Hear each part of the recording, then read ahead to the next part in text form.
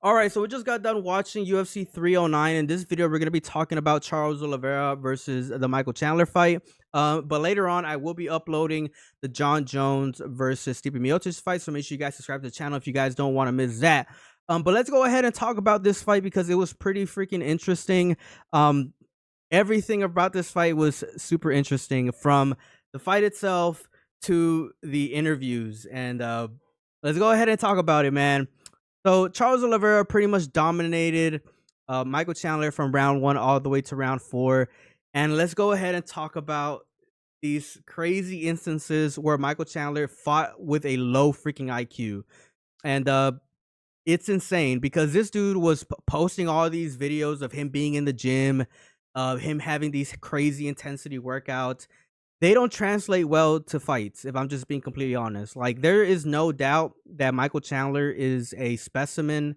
You know, he is super fit, but he has a really, really low fight IQ because this dude, whenever he was getting hit, he was resorting to going to the fence.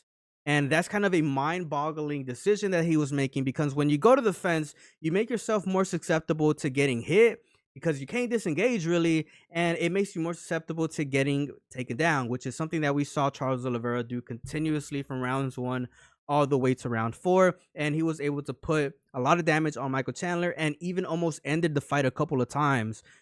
So in my honest opinion, yeah, while Michael Chandler is super fit, some of the things that he's doing in the gym for him to be super freaking cut and for him to be super in shape aren't really translating well for him as a general, terms of a fighter, because he was making a lot of dumb decisions, in my honest opinion. Let's go ahead and talk about round number five, because this was a very interesting round. We knew that Charles Oliveira was pretty much exhausted. He was really, really tired and he was getting caught.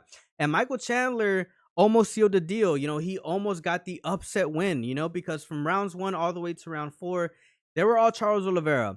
So when Michael Chandler managed to, get a takedown on Charles Oliveira and was landing all these illegal shots, half of them, because he did hit Charles Oliveira with like 15 or 20 shots to the back of the head.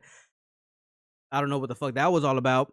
You know what I'm saying? But in my honest opinion, that was the only time when Michael Chandler looked good, was when he got Charles Oliveira tired, right? Or whenever he was engaging with Charles Oliveira when he got tired. Even though he was landing a lot of shots to the back of the head, you know, he was doing pretty good. He was doing pretty good. But granted, like I said, Charles Oliveira was compromised because of his pretty much gas tank was almost at E. It was almost empty. So then Charles Oliveira, he manages to take the back of Michael Chandler again, for the fifth time in the fight, or sixth, seventh time in the fight. And then Michael Chandler, he does the freaking funniest thing. He picks up Charles Oliveira, drops him on his back. He picks him up again, drops him on his back again. It was the funniest freaking thing. But I have to tip my hat to Michael Chandler. He has a never say die type attitude, and you got to go ahead and appreciate him for that.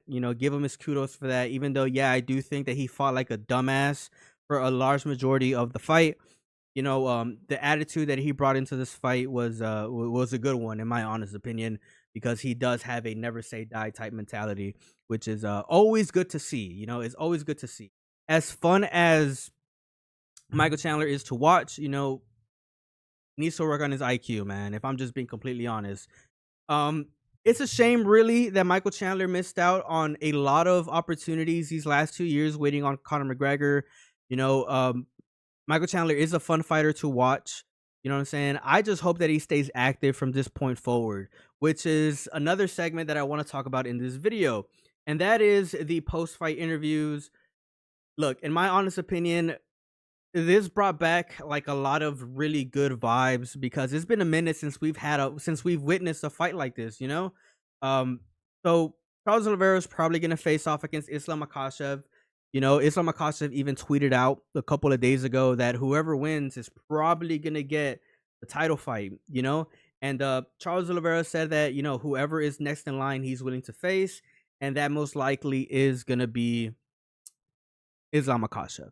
And we're gonna make a separate video talking about that, because Right now, Charles Oliveira is 35 years old. He did have a dominant performance against Michael Chandler, but it's a Michael Chandler that we haven't seen fight in like 2 years. You know what I'm saying? So as far as that goes, we will cover a lot of things on that video as well.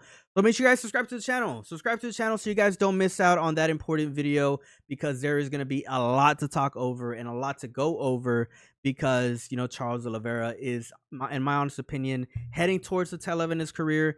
And the next couple of fights we might see are probably going to be the last fights that we see Charles Oliveira compete in when he is still in his prime. You know, 35 years old, you know, is you can honestly say that that's the tail end of somebody's prime, especially in a fighter's, you know, lifespan, you know, as a professional. But anyways, we're gonna talk about Michael Chandler right now, because Michael Chandler made some very interesting call outs, which in my opinion are decent. They're decent, you know, they're decent call outs, even though, yeah, he did lose. There's gonna be a lot of narratives that are gonna be span around in the community right now, because people are going to say, oh, Michael Chandler is a very fun fighter. Let's give him Max Holloway, because he did call out Max Holloway for the BMF title fight. In my honest opinion, I would love to see that fight. I thought that, you know, Michael Chandler, you know, whenever he wasn't fighting Conor McGregor, was going to call out Max Holloway for the BMF fight. I thought that that would have been a great fight for both fighters, right? Because it's Max Holloway. Obviously, we know that he is the BMF title holder. He had a great, you know, knockout earlier this year against Justin Gaethje.